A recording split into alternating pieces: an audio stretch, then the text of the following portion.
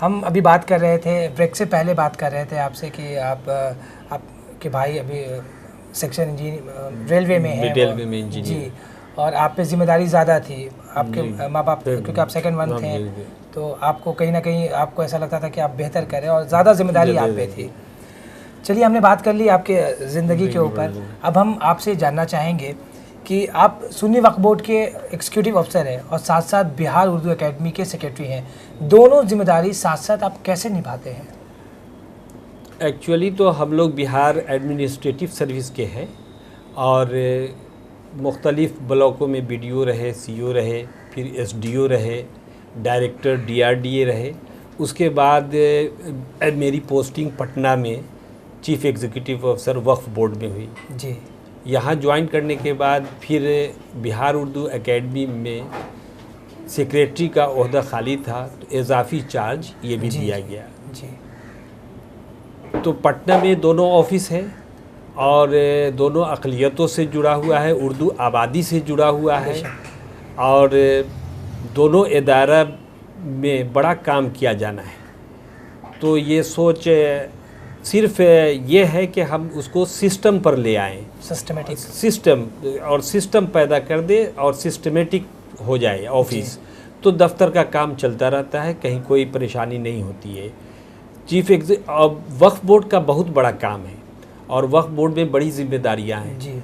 और वक्फ बोर्ड के प्रॉपर्टीज़ का तहफ़्फ़ुज़, उसका डेवलपमेंट, इंक्रोचर से उसको आज़ाद कराना, गाजिबों से उसको वापस लेना, ये मसला है और हमेशा केस मुकदमा इसमें चलता रहता है। तो इसको हम लोग कोशिश कर रहे हैं वक्फ बोर्ड की हैसियत से कि हम लोग वक्फ प्रॉपर्टी को सही इसमें ले आएँ जी। और दूसरा उर्दू एकेडमी का, तो एक मॉर्निंग में हम उर्दू एकेडमी में टाइम देते हैं और सुबह के वक्त अमूमन तो आप उर्दू एकेडमी में होते हैं और फिर सेकेंड हाफ में हम वहाँ हज कमेटी में होते हैं। जी। जैसे कि आपने कहा कि वक्फ की बहुत सारी ज़मीनी जो कि नाजायज़ कब्ज़े में है, बहुत सारे केसेस देखने को मिलते हैं और साथ साथ एकेडमी का भी काम आप करते हैं, दोनों काम एक साथ करते हैं, ये बहुत बड़ी जिम्मेदारी है आप पे। लेकिन हम आपसे ये जानना चाहेंगे, क्योंकि हमारे नाज़रीन भी जानना चाहते हैं कि वक्फ होता क्या है? जी, वक्फ के मानी ठहर जाने के हैं, लेकिन इस्तिलाह में इसको दान, डोनेशन, हुसूल सवाब के लिए कोई भी आदमी मुसलमान जो अपनी प्रॉपर्टी को अल्लाह के नाम कर देता है उसको वक्फ कहते हैं। वक्फ दो तरह के होते हैं, एक वक्फ फ़ी सबीलिल्लाह और एक वक्फ अलल औलाद। वक्फ फ़ी सबीलिल्लाह ये 100% आवाम की भलाई के लिए जो वक्फ किया जाता है उसे वक्फ फ़ी सबीलिल्लाह कहते हैं। और वक्फ अलल औलाद उसे कहते हैं जिसमें कुछ हिस्सा वाकिफ़ अपने औलाद के लिए छोड़ता है और कुछ हिस्सा आम इंसानों की भलाई के लिए छोड़ता है। तो ये दो किस्में हो गई। अब ये दो किस्में जो है ये बहुत बड़ी चीज़ है, वक्फ बहुत बड़ी चीज़ है और हमारी इतनी प्रॉपर्टी है कि अगर इसका सही इंतज़ाम और इसको सही तरक्की दिया जाए तो मुसलमानों के बहुत सारे मसाइल हल हो सकते हैं। कई हज़ार एकड़ ज़मीन हमारे पास है, लेकिन उसमें से तकरीबन 70% लोगों ने इंक्रोच किया हुआ है या गज़ब किया हुआ है या नाजायज़ दखल कब्ज़ा किया हुआ है या नाजायज़ तरीक़े से अपने नाम करा लिया है। अभी हाल में 2013 में वक्फ एक्ट में एक तब्दीली आई, तरमीम किया गया, तरमीमी बिल आया। इसमें यह प्रोविज़न किया गया है कि इल्लीगल कब्ज़ा करने वाले या गैर कानूनी तरीक़े से वक्फ की जायदाद को हासिल करने वाले, ख़रीदने वाले, बेचने वाले दोनों पर मुकदमा दायर हो सकता है और जिसके लिए सज़ा की तजवीज़ की गई है। तो ये काम चल रहा है अभी बिहार में? ये बिल्कुल ये काम चल रहा है और इसके लिए अब हम लोग आगे कदम बढ़ाए हैं। इसमें इस बिल की वजह से हमें ताकत मिली है और इसको हम लोग आगे बढ़ा रहे हैं। अब मुकदमा दायर करेंगे, जिन लोगों ने भी गज़ब किया हुआ है उन पर मुकदमा दायर करेंगे और उनसे वापस लेंगे। जी, वक्फ की बात कर ली। अब हम आपसे ये जानना चाहेंगे कि उर्दू का अभी जो उर्दू की खस्ता हाली है, इसकी वजह आप क्या मानते हैं?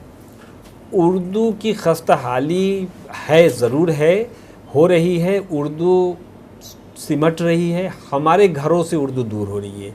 इसकी वजह ये है कि हम खुद ज़िम्मेदार हैं और इसको हमें खुद सोचना चाहिए कि हम अपने बच्चे को कितना उर्दू पढ़ाते हैं। अभी रोज़गार का ज़माना है, टेक्निकल ज़माना है, सभी लोग यही सोचते हैं कि अगर उर्दू पढ़ेगा तो इसे रोज़गार न मिल पाएगा, और साइंस पढ़ेगा या दूसरी तालीम हासिल करेगा तो इसे रोज़गार के बहुत सारी अपॉर्चुनिटी खुल जाती है।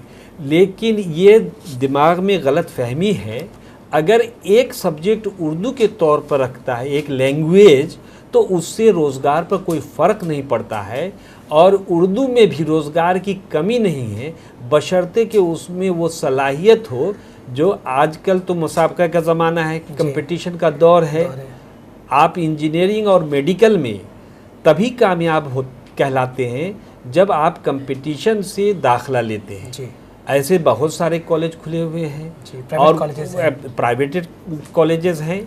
आप वहाँ एडमिशन फ़ीस देकर कराते हो, वो तो सबके लिए खुला हुआ है। लेकिन उसी तरीके से उर्दू में अगर आप सलाहियत रखते हैं तो आपको रोज़गार की कमी नहीं है। तो क्या इसकी वजह हम मान सकते हैं कि आज जो मुसलमानों के घर से उर्दू गायब है, तो सबसे पीछे की वजह हम ये मान लें, आपने जो कहा अभी कि जो अदर सब्जेक्ट से बच्चे कोर्सेज करते हैं उनकी अपॉर्चुनिटी ज़्यादा होती है, ये क्या एक वजह है? हाँ, यह एक बड़ी वजह है। एक वजह नहीं, एक बड़ी वजह है कि लोगों के जहन में, हमारे जहन में और हमारे लोगों के जहन में, उर्दू वालों के जहन में, कि हमने तो उर्दू पढ़ ली लेकिन हमारे बच्चे नए ज़माने के असली तालीम हासिल करें। बिल्कुल तालीम हासिल करना चाहिए, मेडिकल्स में आना चाहिए, इंजीनियरिंग में आना चाहिए और कंपटीशन में आना चाहिए, साइंटिस्ट बनना चाहिए। लेकिन जो अपनी मादरी ज़बान है, जो उर्दू है, इसको अपने घरों में ज़रूर कायम रखना चाहिए, ज़िंदा रखना चाहिए। अच्छा करीमी साहब, हम यहाँ पे एक चीज़ और आपसे जानना चाहेंगे। उर्दू ज़बान को आपने टेक्नोलॉजी से जोड़ने के लिए क्या क्या काम किए?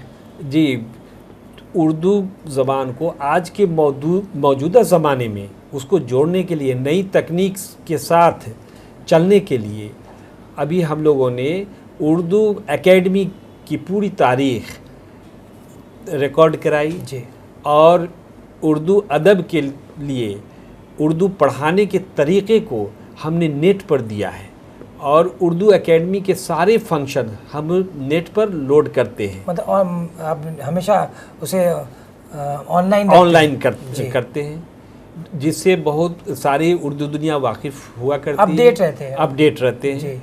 इसके अलावा हम अपने यहाँ कंप्यूटर कोर्स चलाते हैं।